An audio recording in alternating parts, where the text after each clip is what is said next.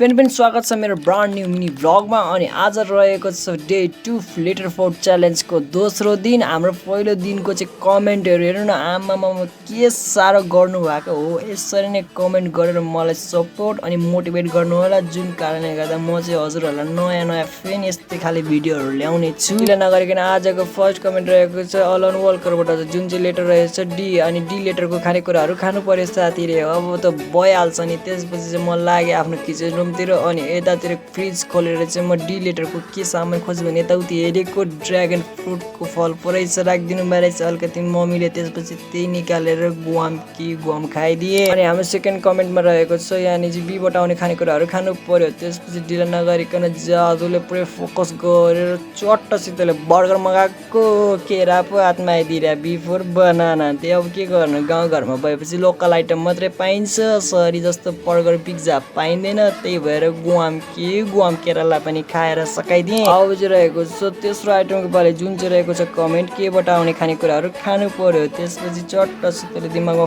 Focus लगाएर हातमा मगाएको काँक्रो पाइदिएर भने के फोर काँक्रो। त्यसपछि गुवाम खाइदिएँ। हजुरहरूले चाहिँ सोचिराख्नु भयो केबाट काँक्रो रे, केबाट किटक्याट हुनु परेन, अनि फेरि बीबाट बर्गर हुनु परेन, अनि डीबाट चाहिँ डेरी मिल्क हुनु परेन। हजुरहरूले चाहिँ त्यस्तै सोचिराख्नु भयो होला। अब हामी परे गाउँलेकै साथीहरू, त्यही भएर लोकल पारामा जे पनि खान्छौँ, हामीहरू लोकल आइटम नै खान्छौँ क्या। त्यही भएर हामी हातमा चाहिँ खालि लोकल आइटम मात्रै आइरहेछ क्या। यति धेरै खाएँ कि आज हेर्नु न 3टा कमेन्टले नै मेरो यत्रो पेट भयो। झन् सबै कमेन्टको खाएको भए त मेरो के हालत हुन्थ्यो होला। सो हजुरहरू अरू जुन बाँकी कमेन्टहरू रहेको छ त्यो चाहिँ म अरू भिडियोहरूमा पनि कभर गर्न खोज्छु। अनि हजुरहरूलाई कस्तो लाग्यो आजको भिडियो यसो कमेन्टमा पनि लेखेर छोडिदिनु होला। अनि भोलिको लागि पनि यसो लेटरहरू पनि लेखिदिनु होला, भोलि कुन लेटरको च्यालेन्ज गर्न खोज्नुहुन्छ त।